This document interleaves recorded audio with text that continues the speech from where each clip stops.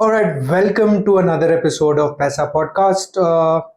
पिछले बार हमने विजय के साथ मिलके पैसा क्या है, किस तरह का एसेट क्लास होता है और कैसे हमको अपना इनकम सेग्रीगेट करना चाहिए ये सीखा था।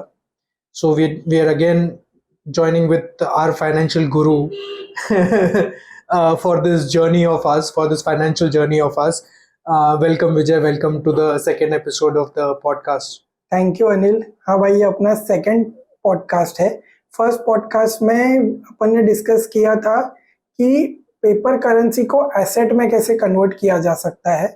उसको एसेट में कन्वर्ट करके एक्चुअली में वैल्यू क्रिएट कर सकते हैं डिफरेंट एसेट क्लासेस में पार्क करके। एंड मेरे को गुरु नहीं, मैं भी लर्निंग स्टेज में वो लाइफ के बट हाँ, मैं कुछ वैल्यूएबल इनसाइट्स शेयर कर सकता हूँ। नहीं, अभी के लिए तू हमारा गुरु है। अभी के लिए in this journey, at least for me and a majority of the viewers, you are the source of thank you information, will teach us, will guide us through this world. So यार, basically what are different kinds of asset classes, like what is it? Okay, so asset classes broadly 4 types के होते हैं, उनमें काफी सब types भी होते हैं, बट ब्रॉडली 4 टाइप्स के होते हैं। फर्स्ट इज फिक्स्ड इनकम, जिसको डेट या बॉन्ड्स भी कहा जाता है। सेकेंड इज इक्विटी, वहां पर you will find multiple like equity shares, mutual fund, broad over equity as an asset class. Third is gold and fourth is your real estate. So there is a different 4 ये major asset classes है। तो यहाँ पर एक proper universe, जैसे जो finance का हमारा यूनिवर्स होता है एक नॉर्मल लाइफ का, वो इन्हीं 4 एसेट क्लास के अराउंड रिवॉल्व करता है। तो आपके डिफरेंट जर्नी लाइफ के ये 4 एसेट क्लासेस में आपका अलोकेशन प्लस माइनस होता रहता है। तो ये है complete sphere of your asset classes. Correct. Okay, तो यार let's break down, let's tackle this one by one. ठीक है, तूने सबसे पहले डेट के बारे में बोला। करेक्ट। क्या है ये? What is the bond, what are these bonds, what? Correct.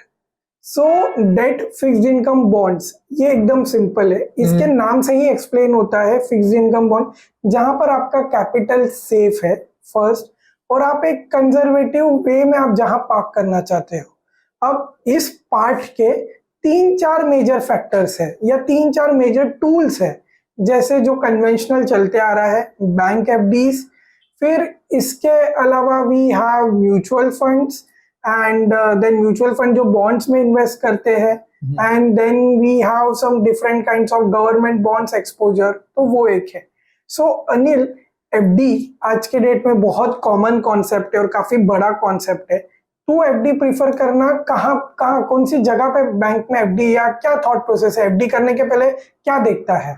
यार, एक तो ना एफडी मुझे ओल्ड जनरेशन इन्वेस्टमेंट स्कीम लगता है कि मेरे डैड के उम्र के सारे लोग सबसे पहले सजेस्ट करेंगे कि तुम्हारे पास थोड़ा पैसा आ गया है, एफडी में डालो। तो मेरे को बहुत ज्यादा डाउट है इस सेक्टर पे, क्योंकि आज के तारीख में at least I don't know what kind of returns and what risk factors they were looking at, but आज की तारीख में तो मेरे को यार काफी कम रिटर्न लगता है इसमें। ओके, सो आपकी पहले की जनरेशन क्यों सजेस्ट कर रही थी? क्योंकि उन्हें 11-12% की भी एफडी देखी हुई है, तो एक काफी लंबे पीरियड तक। तो ये हमारी जनरेशन में नहीं होने वाला है। हमारे जनरेशन में होता तो कोई क्यों दूसरी जगह इन्वेस्ट करता है? 12% एफडी यार भगवान देते हैं। तो वो एक फैक्टर है। बाकी अभी एफडी के रेट्स रिसेंटली बढ़े हैं। एफडी जनरली बैंक्स प्रिफरेबली है, अच्छे लार्ज कैप बिग बैंक्स, जहां पर आप एक अच्छी एफडी करके अपने कैपिटल को सेफ रख के कर सकते हो। एसबीआई, एचडीएफसी, आईसीआईसीआई, काफी सारे लार्ज बैंक्स है। बाकी न्यू एज बैंक्स के बारे में सुना है जो एफडी प्रोवाइड करते हैं, उनके बारे में कुछ आइडिया है या कुछ तूने सुना है लेटली? काफी, वो तो न्यू एज बैंक्स जो स्मॉल सेक्टर बैंक्स हैं, उनका परसेंटेज 1-2% से ज्यादा ही होता है generally, like when you compare it to the, पर ये क्यों होता है? Why are they giving more money? So new age banks में या न्यू एज एफडी सेगमेंट में 2 टर्म्स आजकल काफी ट्रेंडिंग है।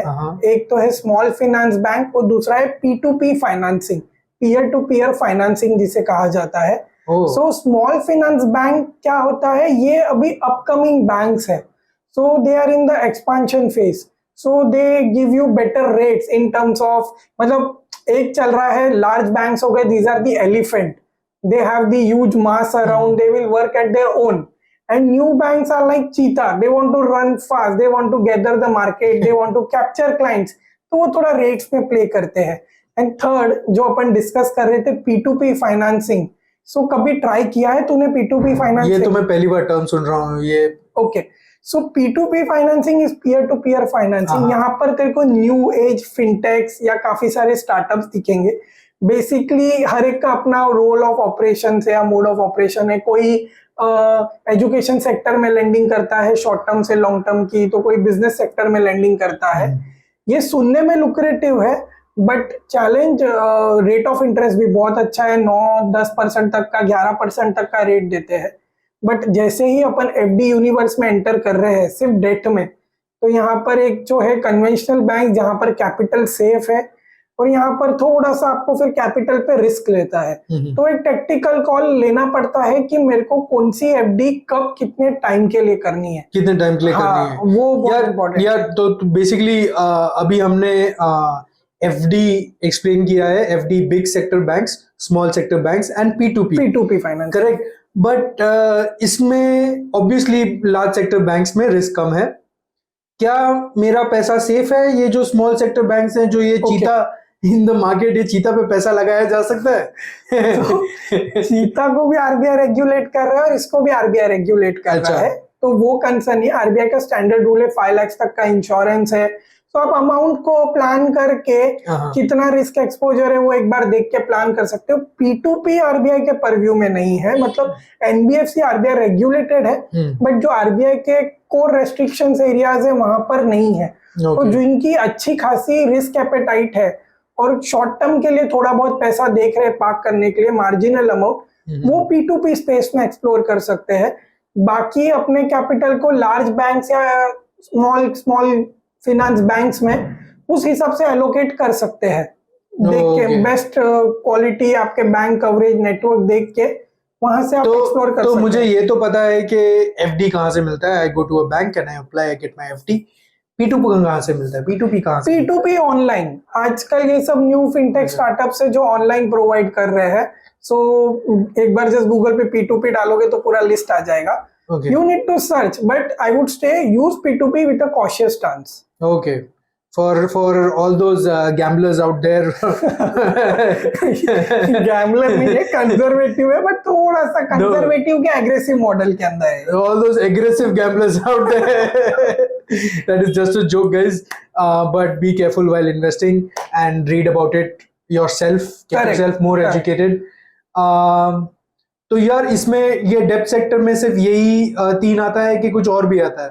यार ये हो गया एफडी साइड से। अब म्यूचुअल फंड साइड भी एक यूनिवर्स है, फिक्स्ड इनकम। वो तो इक्विटी सेक्टर में आ गया है। हाँ, सो नहीं, देयर इज अ बहुत बड़ा ये मिसकंसेप्शन है। म्यूचुअल फंड बॉन्ड्स में भी पार्क करता है। You will find mutual fund जो प्योर क्वालिटी गवर्नमेंट बॉन्ड्स में भी पार्क करता है, जिनको लिक्विड फंड्स कहा जाता है, जहां पर it's like your savings account, जहां पर एक अच्छा 3-4% के करीब का यील्ड आ जाता है, and you can keep money, withdraw money, that is again an option. इसके अलावा तूने गवर्नमेंट बॉन्ड्स को के बारे में सुना है म्यूचुअल फंड प्लेटफॉर्म पे? कभी इस बारे में कुछ दिया है? ये जरूर सुना है मैंने। ओके, सो मैं देखो इसके थोड़ा और डिटेल में ले जाता हूँ। Yes please. So government bonds भी आप म्यूचुअल फंड्स के थ्रू, लाइक PSU या PSB का भी एक पोर्टफोलियो, काफी सारे dynamic bond fund, short term funds में भी ऑप्शंस अवेलेबल है। मोटा मोटा म्यूचुअल फंड्स भी बॉन्ड्स में इन्वेस्ट करते हैं, जहां पर there is a probability that you can get slightly better returns on the FD, but it's a part of the mutual fund universe. But हाँ, अच्छे म्यूचुअल फंड्स में भी you can expect good returns in the conservative space. जब ये good returns बोलता है तो what is the percentage that I am looking at? Okay, so अभी रिसेंटली टैक्स लॉ में चेंज हुआ है, नहीं तो सबसे पहले म्यूचुअल फंड में एक मेजर एडवांटेज था बिफोर 31 मार्च 2023। यदि कोई भी म्यूचुअल फंड 3 साल होल्ड करते हो तो यू गेट इंडेक्सेशन बेनिफिट, जो एक बहुत मेजर रोल था जो बैंक एफडीज में मिस हो रहा था। अभी बैंक एफडीज और म्यूचुअल फंड एट पार आ गए हैं, लेकिन म्यूचुअल फंड्स में you can expect around let's say 6-7% और 7-8% kind of returns in the fixed income space of mutual fund. एक अच्छे 2-3 साल के होराइजन में पर एनम ये रिटर्न्स आप एक्सपेक्ट कर सकते हो म्यूचुअल फंड से। डेट सेक्टर में गवर्नमेंट का कोई स्कीम है जैसे is that more secure? What is the percentage in that sector? So when it comes to the government, your fundamental rule है पैसा safe है because you are investing in the Indian economy, Correct, which is the correct. fastest growing in the world. Correct. So now यहाँ पर government क्या offer करता है?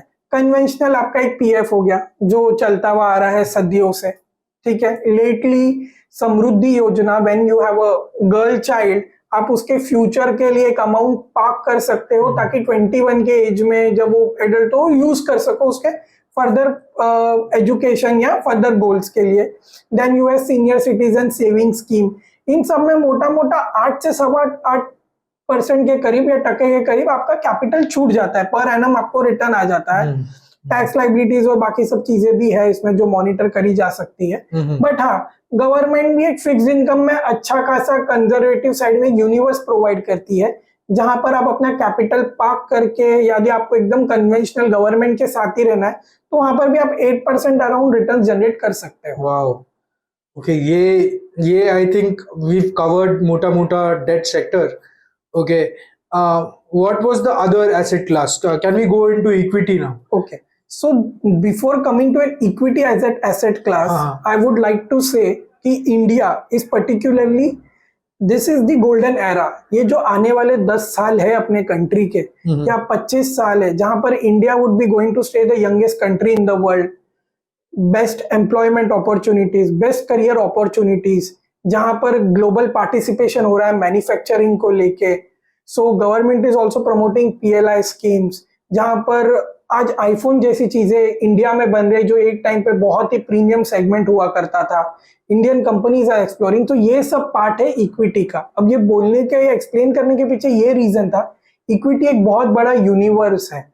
Now Anil, equity में invest करने के लिए क्या चूज करता है, कौन सा tool? Direct equity, mutual funds, तेरा क्या फेवरेट टूल है? मेरा फेवरेट टूल फिलहाल के लिए तो इक्विटी शेयर मार्केट है, where but I think, like, as a person who's just starting off his financial journey, mutual fund मेरे को सबसे कंफर्टिंग लगता है।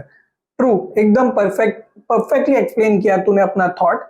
बिकॉज यार कोविड के बाद है ना इक्विटी मार्केट का है ना एक अलग ही चार्म आया है, एंड साथ में अपने यूनिक आईपीओ सीजन्स, जैसे जैसे आईपीओ लिस्ट हो रहे हैं, कभी किसी की बम्पर लिस्टिंग हो रही है, तो थोड़ा सा ना वो फियर ऑफ मिसिंग आउट, लालच, आई वुड से लालच, but fear of missing out होने लगता है। Correct, you are right, that is the right word. So equity market की तरफ इंक्लिनेशन रहता है, बट डायरेक्ट इक्विटी में एंटर होने के पहले म्यूचुअल फंड वाले व्हीकल को थोड़ा चला लो, आई वुड से, बिकॉज एक पर्सपेक्टिव, एक थॉट प्रोसेस डेवलप होता है। या डायरेक्ट इक्विटी में क्या है, it's like you are going on the aggressive side of the investment. But mutual funds में you get a complete universe, एक फंड मैनेजर का हैंड होल्डिंग, एडवाइजर का हैंड होल्डिंग, ये काफी सारे फैक्टर्स है जो प्ले करते हैं। तेरा फेवरेट सेगमेंट क्या है? Large cap, mid cap, small cap, तू क्या चूज करता है इक्विटी में आने के पहले? इक्विटी में आने के पहले I think before that let's go back into what you said, I found very interesting, is एक हैंड होल्डिंग मिलता है, एक गाइडेंस मिलता है एक फंड मैनेजर का when you select a fund, and how do you select this guy, how do you select क्योंकि market में इतने सारे म्यूचुअल फंड्स हैं, करेक्ट, ओके, इतने सारे हैं, so if you don't have a friend like Vijay, what do you do? Whom do you consult? Yaar, thanks Anil. Obliged. यार सी, it's basically ना फाइनेंशियल मैनेजमेंट है ना एक बहुत बड़ा कॉन्सेप्ट है। इसमें भी है ना बहुत डिटेल स्टडी लगती है, बिकॉज 5-6 हजार म्यूचुअल फंड से कौन सा फंड चूज करना है, क्या वो मेरे लिए सही है वो फंड, ये बहुत सारे फैक्टर है। मुझे इसको एकदम जिस्ट वे में समझाऊं तो मुझे बेसिकली मैं कौन से फंड हाउस में इन्वेस्ट कर रहा हूँ वो देखना है, वो फंड हाउस की क्या कैपेबिलिटी है वो चेक करना है, फंड मैनेजर कितना कंसिस्टेंट है वो देखना है, और थर्ड, क्या फंड मैनेजर का जो थॉट प्रोसेस है और मेरा जो थॉट प्रोसेस है क्या वो इनलाइन है। फॉर एग्जाम्पल, अभी क्रिकेट का चल रहा है तो इसको वो एनालॉजी में एक्सप्लेन करने का ट्राई करता हूँ। फॉर एग्जाम्पल, मेरा स्ट्रेंथ है फास्ट बॉलर्स को खेलना, ठीक है, और मैंने म्यूचुअल फंड लिया है जो स्पिन सेगमेंट का है, तो मेरे पोर्टफोलियो के बीच में और मेरे फंड के बीच में हमेशा वो क्लैश होता रहेगा, मेरे थॉट प्रोसेस और मेरे फंड के बीच में, तो कभी मेरी रिटर्न जर्नी कंप्लीट नहीं होगी। तो इसको अलाइन करना बहुत जरूरी है कि मैं वो फंड मैनेजर लूं या वो फंड लूं जो मेरे थॉट प्रोसेस के साथ चलता हो, ताकि मैं एक लंबे जर्नी तक इन्वेस्ट कर सकूं। तो ये I hope I am able to explain this clearly. यार I have also notice this कि मैं जब म्यूचुअल फंड सेलेक्ट करता हूँ तो उसमें सेग्रीगेशन आता है कि व्हाट आर दीज, जैसे तू कुछ समय पहले बता रहा था कि what is my favourite large cap, mid cap और small cap. For people who don't know what this is, for people who don't know what a large cap is, what is a large cap? What? Okay, so this is like large cap. The name itself suggests large companies like Reliance, Tata, Asian Paints, Pidilite, Bajaj Finance, HDFC, दोनों large companies। मतलब इसको definition में करा जाए तो top 100 companies जो listed company, these are the large caps। and जो new beginners है उनको यदि equity market में enter होना है, चाहे direct equity side या mutual fund side, and they want to enter into the equity, large cap is the perfect space, क्योंकि ये थोड़ा सा आपको एक लर्निंग कर्व भी डेवलप करता है, मार्केट समझने भी डेवलप करता है, और आप पोर्टफोलियो देख के आपका थोड़ा थॉट प्रोसेस भी इवॉल्व करता है कि इक्विटी मार्केट्स कैसे मूव करते हैं, और थोड़ा सेफ भी है। हाँ, लार्ज कैप्स इक्विटी साइड के एग्रेसिव साइड में थोड़ा सा ये कंजर्वेटिव एग्रेसिव मॉडल है, मतलब इक्विटी यूनिवर्स में कंजर्वेटिव साइड है, इसको आप बोल सकते हो कि इक्विटी यूनिवर्स की एफडी है ये, एक हिसाब से ऐसे बोल सकते हो। वो बहुत अच्छे से तूने you put that very beautifully. So yeah let's go, that is the definition of a small and mid cap and that's how it grows. Yeah, tell me more about it. Like, okay, how do I select a fund? हाँ, so I'll take you, जैसे large cap explain किया है, वैसे mid cap और small cap 200 से 250, मतलब 500 तक companies हो गई, या उसके बाद की जो कंपनीज हो गई टॉप 100 के बाद की, वो mid and small cap company के यूनिवर्स में आती है। सो अब कैसे सिलेक्ट करना है पोर्टफोलियो में, तो जैसे जैसे आप विंटेज होते जाते हो या एक बेसिक सेविंग हैबिट डेवलप करते जाते हो, मार्केट को समझते जाते हो, तो आप सेग्रीगेट कर सकते हो। Start with large cap, once you are comfortable then add some mid and small cap to it. So SIP format में, एसटीपी फॉर्मेट में, तो वो थोड़ा बेटर होगा। An advisor can help you to more create a structured portfolio around this, but on an average आप एक balance portfolio बनाइए 4-5 fund का, अलग अलग सेगमेंट और थीम का, वो आपको काफी एडवांटेज देगा एक sustainable wealth creation journey create करना। I think this is a very broad topic, और हमको करेक्ट एक कंप्लीट एपिसोड डेडिकेट करना पड़ेगा इस चीज के लिए। इक्विटी म्यूचुअल फंड को डिस्कस करने के लिए ही हर एक सेगमेंट में, और उसको केस स्टडी के साथ एक्सप्लेन करेंगे ना, it would be much simpler. However a well diversified of 5 types of fund with a value strategy, just जो ऑडियंस इन्फॉर्म्ड है उनके लिए, एक value strategy with N overseas allocation, that could be your strategy to invest a sustainable wealth creation portfolio. Very nice. तो अगला मेरा favourite और Indians का फेवरेट एसेट क्लास सोना। 50 तोला भाई, 50 तोला। हाँ, ये सोने का पागलपन क्या है ये यार, ये हाउ डिस्क्राइब दिस? सोने का तो दिवाली अभी जस्ट गई है। Happy Diwali to all and happy Diwali to you Anil. Happy Diwali to you as well. Happy Diwali. So सोना तो यार दिवाली के दिन जस्ट बाहर निकलो गोल्ड ज्वेलर के शॉप में, पानीपुरी वालों की तरह वहां भी लाइन लगी रहती है। दैट्स तो पार्ट है, बट यार गोल्ड है ना, it's been in our culture, मतलब इनहेरिटेंस में ही गोल्ड आता है, एंड इंडियंस के कल्चर में कोई ऑस्पिशियस मेटल है, हर फेस्टिवल, सीजन, वेडिंग या की इवेंट्स में अपन यूज करते हैं। Gold is a good asset class, but I would say you can use technically as an hedge asset class. अब इसको और सिंपल वे में एक्सप्लेन करूं, गोल्ड पोर्टफोलियो का पार्ट होना क्यों जरूरी है? जब ग्लोबल वॉलेटिलिटी आती है, या कोई भी ग्लोबल कंसर्न आता है तो gold consider cover as a cushion in your portfolio, जहां पर आपको डाउन साइड से प्रोटेक्ट करने के लिए मदद करता है। वो टाइम पे गोल्ड के रिटर्न्स काफी डिसेंट होते हैं, बट मोर ओवर गोल्ड में वन कैन एक्सपेक्ट 7 और 8% काइंड ऑफ रिटर्न। बट यहाँ एक इंपॉर्टेंट क्वेश्चन आता है, अनिल तू क्या गोल्ड में कैसे इन्वेस्ट करना पसंद करता है? क्योंकि गोल्ड में तो आज के डेट में डिफरेंट फॉर्मेट्स है, जैसे कि सॉवरेन गोल्ड बॉन्ड्स हो गया, डिजिटल गोल्ड हो गया, फिजिकल। मेरे लिए on the top priority self would be gold bonds. Yeah, and that's a good tool to invest. True. Yes, because I feel कि तुम्हें सोना रखने का टेंशन भी नहीं होता है, कि फिजिकली तुमको रखना नहीं होता, you're holding a paper and it is holding the same value. Correct. उसमें कोई मेकिंग चार्जेस नहीं है, कोई हिडन चार्जेस नहीं है. Correct. And my second best option would be gold biscuits from what you buy from the banks. यार तूने तो गोल्ड पे पूरा एक एडवाइजरी मॉडल क्रिएट कर दिया है। सोना के साथ हमारा पुराना रिश्ता है भाई। नहीं, दैट्स ट्रू। गोल्ड बॉन्ड्स में आपको एक तो रेगुलर इंटरेस्ट आ जाता है, सेकंड आपका लॉक इन है, आई दो 7 से 8 इयर्स का लॉक इन है गोल्ड बॉन्ड्स में, but you can trade in secondary market, that also an option available. Second is safe, paper form में, मतलब डीमैट फॉर्म में आपके डीमैट अकाउंट में रखा हुआ है, तो वो जो बाकी सब कंसर्न है गोल्ड को कैरी करने के वो एक है। Gold biscuits these are good, but I would like कि थोड़ा सा अटेंशन है ना, म्यूचुअल फंड भी गोल्ड्स में इन्वेस्ट करते हैं, जो गोल्ड ओरिएंटेड गोल्ड ईटीएफ्स होते हैं। म्यूचुअल फंड यहाँ भी आ गया। हाँ, investing in gold also. Mutual fund comes in multiple asset class, Okay. सो वो एक बार देख सकते हो। दैट इज आल्सो कि एक सिप चालू कर दी गोल्ड फंड में अपने डॉटर के लिए या अपने सन के फ्यूचर के लिए, जस्ट पोर्टफोलियो में हेज क्रिएट करने के लिए भी।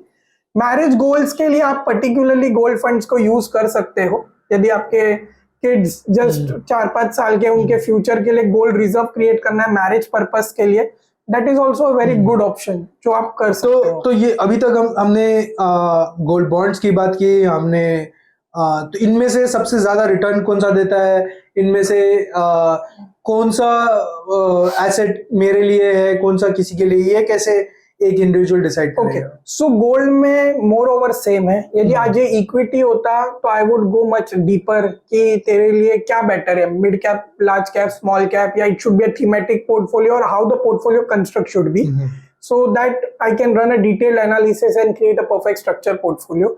But when it comes to an gold, so it's simple. यदि एकदम कमिटेड है कि मेरे को लॉन्ग टर्म 7-8 साल के लिए कैपिटल नहीं जरूरत है और मेरे को गोल्ड पे पार्क करना है, तो sovereign gold bonds is the best option, जहां पर you can park your money.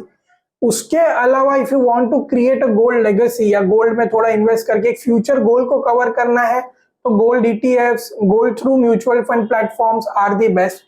फिलहाल के लिए मैं फिजिकल गोल्ड को 3rd नंबर पे ऑप्शन रख रहा हूँ, ज्वेलरी फॉर्म में, या एंड यूज है तो फिर एक सेकेंडरी थॉट है। बट यदि सिर्फ उसको इन्वेस्टमेंट के एंगल से है तो क्यों फिजिकल कैरी करना? आई नो वो एक सेंस ऑफ अचीवमेंट है, बट थोड़ा सा रिस्क भी है कैरी करने का। वो बाकी सब जगह पे क्वालिटी और वो रिस्क ऑफ बाकी एलिमिनेशन, थेफ्ट रिस्क, वो सब एलिमिनेट हो जाते हैं, वो एक है। Very nice. और हमारा final asset class real estate, which I think is very basic, कि सब लोगों को पता है कि जमीन सबको चाहिए, रोटी कपड़ा और मकान। रोटी कपड़ा और मकान। हाँ, तो रियल एस्टेट को कैसे देखा जाना चाहिए? Like okay, how do you look into this sector? What is your personal views on this sector? So real estate का ना जस्ट हिस्ट्री ओवरव्यू। एक टाइम था 90s के पहले, real estate was not in demand because there was a government job, you get an house, so things were sorted. When the privatization, liberalization became, economy start expanding, people not got to understand कि houses चाहिए रहने के लिए, they need some different house because facilities भी, government facilities भी धीरे धीरे restrict हो रही थी, तो वहां से रियल एस्टेट का आया था। और रियल एस्टेट की इकोनॉमी में ना 10-10 years का पीरियड होता है, boom phase, then there is a slowdown phase. तो रियल एस्टेट इक्विटी मार्केट्स की तरह नहीं है कि you get frequent ups and down, तो वो एक है।